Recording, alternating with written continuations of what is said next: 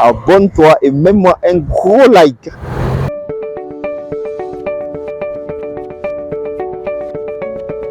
Hello les amis, de nouveau avec vous après une longue absence. Cette longue absence-là n'est pas faite à dessein. C'est simplement parce qu'il y avait tellement à faire les amis. Beaucoup de déplacements, beaucoup de projets, beaucoup de contrats aussi en vue. Et il fallait le faire. Raison pour laquelle je n'ai pas pu trouver du temps pour pouvoir enregistrer pour vous, la communauté. Mais qu'à cela ne tienne, aujourd'hui, je me suis libéré un peu de temps et je vais faire donc une vidéo pour vous.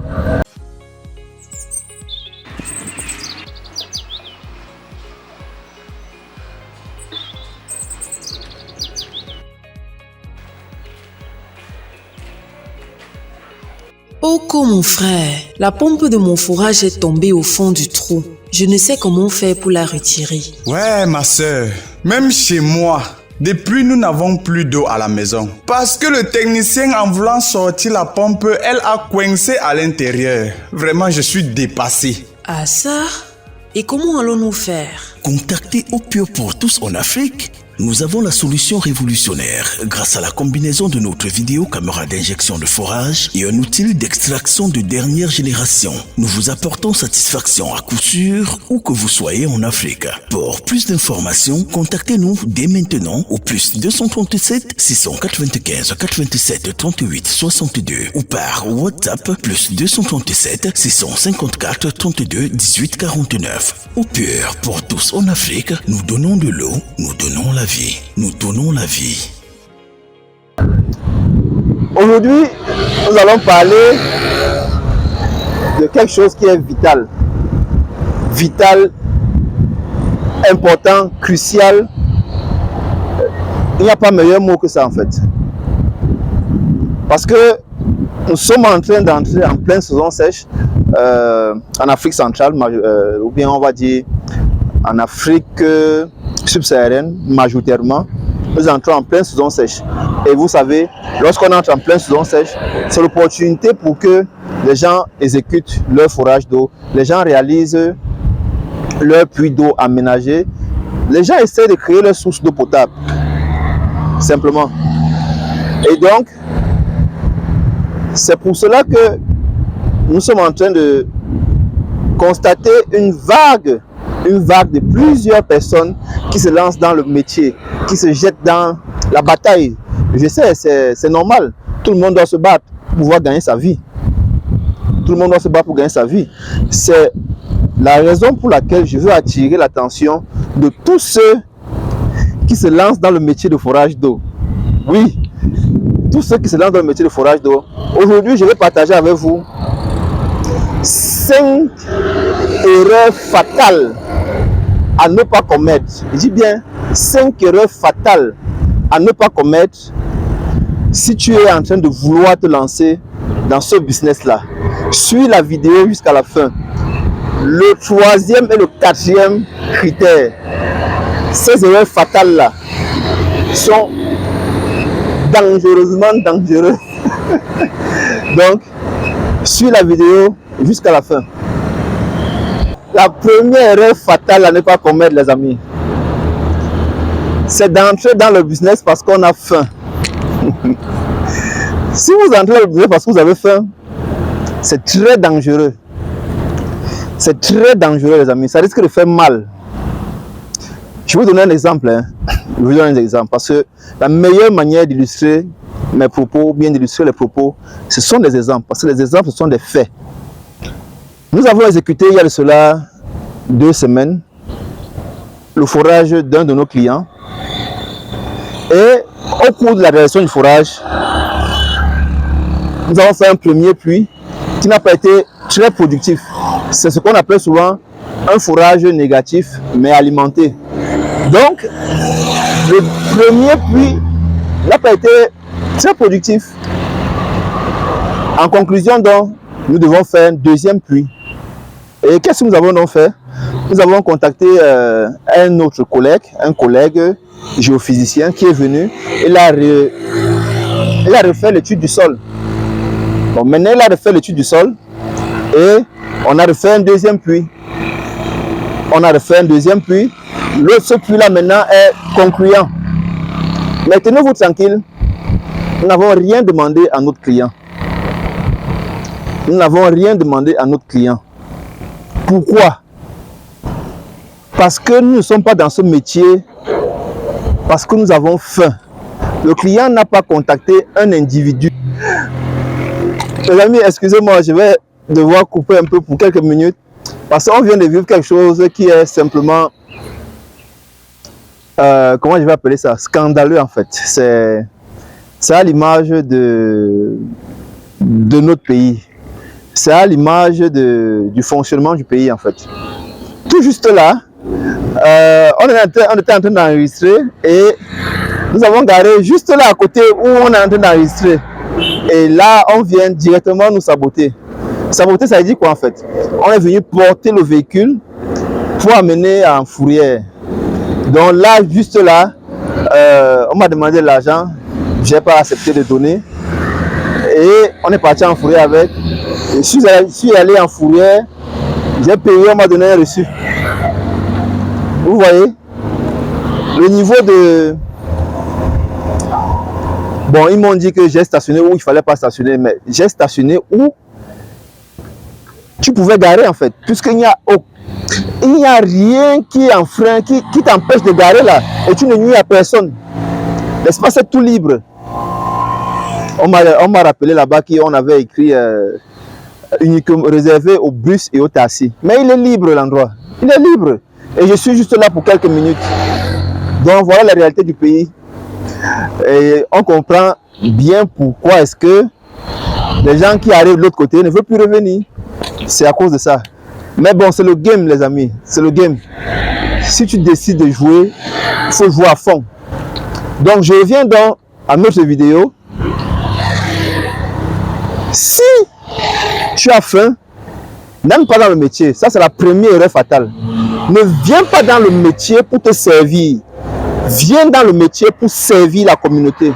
Viens dans le métier parce que tu as une mission, tu as une vision. Si tu viens dans le métier pour te servir, c'est dangereux, c'est très dangereux même. Parce que tu vas payer le prix fort, tu vas payer très fort. Je viens de vous expliquer l'histoire que nous avons vécue pour le forage que nous avons réalisé sur Yaoundé, la capitale politique du pays. Mais c'est parce que nous avons la capacité de pouvoir le faire, les amis. Nous avons cette capacité. La deuxième erreur fatale, les amis, c'est de se lancer dans le business sans prendre la peine de se former. Tu n'es pas obligé de faire une formation académique. Hein? La formation académique, c'est le savoir savant. C'est apprendre pour connaître, pour remplir le cerveau. Tu n'es pas obligé de faire ça. Tu peux même te former directement sur le tas, chez un professionnel, directement. Donc, ne fais pas cette erreur-là. Et je vais te donner un exemple. Imagine un peu que tu es déjà dans le business et tu dis, non, moi je viens juste avec les fonds. Les techniciens vont faire leur job. Et donc maintenant, on exécute un forage. On réalise un forage d'une profondeur, disons même de 90 mètres. Ou bien même un forage d'une profondeur même de 45 mètres. Et on vient te dire qu'on a fait un forage d'une profondeur de 100 mètres. Par conséquent, on a prélevé les fonds nécessaires pour faire l'équipement du forage, c'est-à-dire le tubage et le massif filtrant pour 100 mètres. Comment tu vas donc faire pour savoir si effectivement c'est vrai? Si tu n'as pas appris. Si tu n'as pas appris, tu fais comment pour savoir? Donc c'est extrêmement important de se former. Ça c'est la deuxième erreur fatale de ne pas faire. Ne suis pas seulement la part du gain. Hein? Ne regarde pas seulement le gain, parce que le gain là, jusqu'à t'amener où il ne faut pas. Tu sais, dès lors qu'un client t'a donné son argent, mon ami, il devient ton patron. Hein? Il devient celui qui doit posséder ton temps. C'est ça la réalité dans le business. Dès qu'il a versé ses sous, il veut contrôler tout ton temps. Il veut contrôler toute l'entreprise parce qu'il a versé l'argent. C'est comme ça que ça fonctionne. Maintenant, c'est à toi de savoir comment est-ce que tu vas manager. Donc, ne te lance pas dans le business si tu ne maîtrises pas encore les méandres, les rouages du métier. Prends la peine d'apprendre. Apprendre est douloureux, mais prends la peine d'apprendre. Soit tu contactes une grosse entreprise qui est dans le métier, ou tu deviens un autodidacte. Tu apprends toi-même dans les manuels, tu commences à implémenter, mais ça c'est très très douloureux. Ça je peux te le dire parce que moi je suis passé par là. Je suis passé par là. Donc, ça c'est la deuxième erreur fatale à ne pas commettre. La troisième erreur fatale à ne pas commettre, les amis. Et c'est une erreur qui est tellement courante, qui est fréquente. Majoritairement de gens se lancent dans le business sans même chercher à créer une communauté, sans même savoir si cette niche-là est porteuse. Qu'est-ce que les gens font souvent? Les gens, je pense avoir déjà dit dans d'autres vidéos, ils ont vu tu as fait une boutique et il a vu un peu l'attroupement, il fait une boutique. Ils ont vu tu as acheté un taxi, une voiture que tu as transformée en couleur jaune. Ici au Cameroun, c'est ça, c'est le jaune. Et il achète aussi un taxi, une voiture de couleur jaune. Donc, la troisième erreur fatale à ne pas faire, c'est quoi? N'achète pas ton équipement avant de commencer à chercher la clientèle. Parce que le pool, ce qui te permet d'avoir le pool du business, c'est la clientèle, c'est la demande. C'est la demande. D'autant plus que l'investissement n'est pas... L'investissement à faire dans ce business, ça ne coûte pas 100 000 francs. Ça ne coûte pas 1 million. C'est beaucoup d'argent, c'est beaucoup de millions. C'est beaucoup de millions, ça se chiffre en termes de dizaines de milliers d'euros. Donc, ne te précipite pas pour te lancer dans le business parce que tu as appris que il y a de l'argent dedans. Il y a de l'argent dedans. Avant maintenant de chercher à trouver les clients. Non. Commence d'abord par bâtir ta communauté. Il y a très peu d'entreprises qui sont capables de créer la demande à partir de l'offre. Ça, c'est le cas exceptionnel des entreprises comme Apple, qui ont lancé la tablette numérique. Il n'y avait pas vraiment une demande, mais à partir de cette offre-là, ils ont créé la demande, les amis. Et ça demande des moyens colossaux en termes de communication, en termes de développement, en termes d'innovation. Tu n'es pas capable de le faire, donc ne le fais pas. Ça, c'est la troisième erreur fatale. La quatrième erreur fatale à ne pas faire, c'est d'acheter ton équipement et ensuite commencer à travailler dans le noir. Donc, c'est-à-dire, tu as quelques clients, tu parviens à faire quelques forages et tu oublies le côté société. Tu négliges le côté où tu dois te constituer en entreprise. C'est extrêmement dangereux. Extrêmement dangereux. Pourquoi je te dis ça? Je te dis ça parce que, vous savez, on a lancé Synfora. Synfora qui est un syndicat qui est là pour assister les foreurs. Et il s'avère que beaucoup de personnes qui sont foreurs ne sont pas constituées en entreprise. Le danger là-dedans, c'est que dès lors où tu fais face à des difficultés, et si jamais tu arrives au niveau du paquet, tu auras des sérieux problèmes, mon ami. Tu auras des sérieux problèmes. Je te donne un exemple.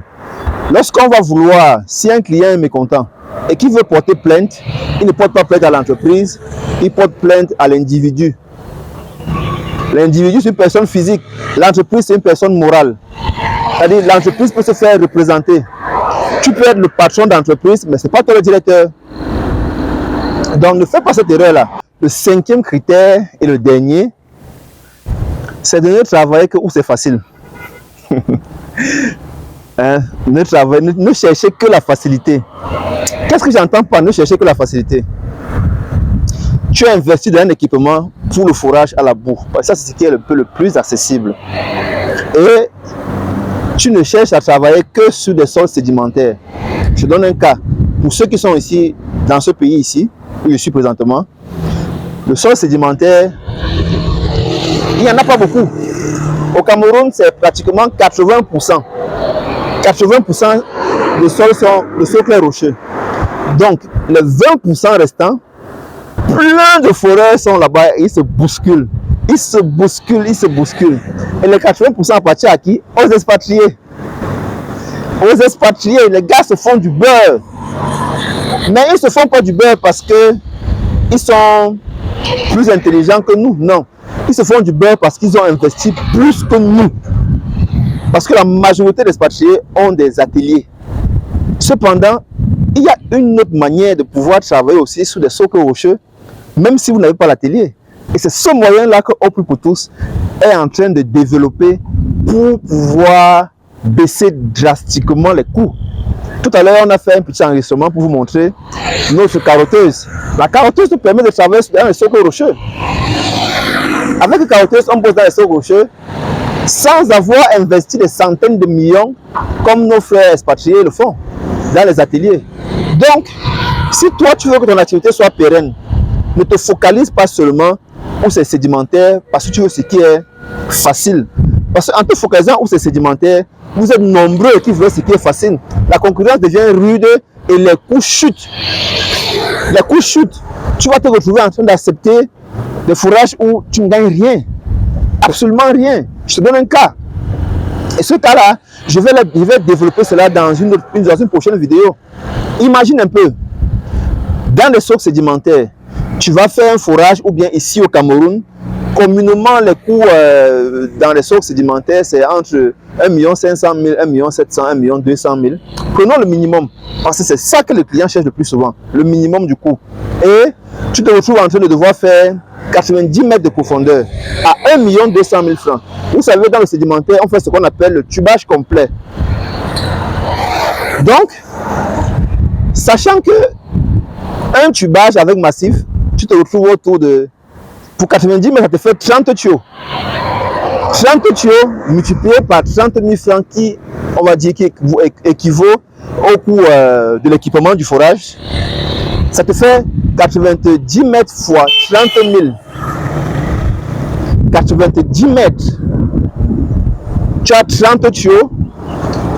30 tuyaux multipliés par 30 000. Parce que 30 000, c'est le coût de l'équipement pour un tuyau. 30 tuyaux multipliés par 30 000. Tu es à 900 000, les amis. 900 000.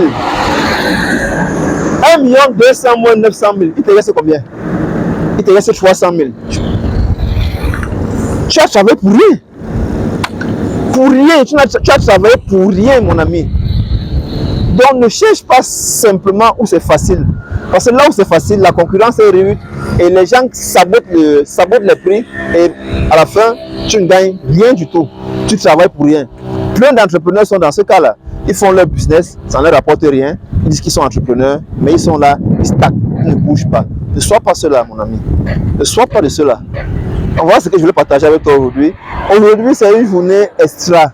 Je suis tellement fier parce que je constate que le développement personnel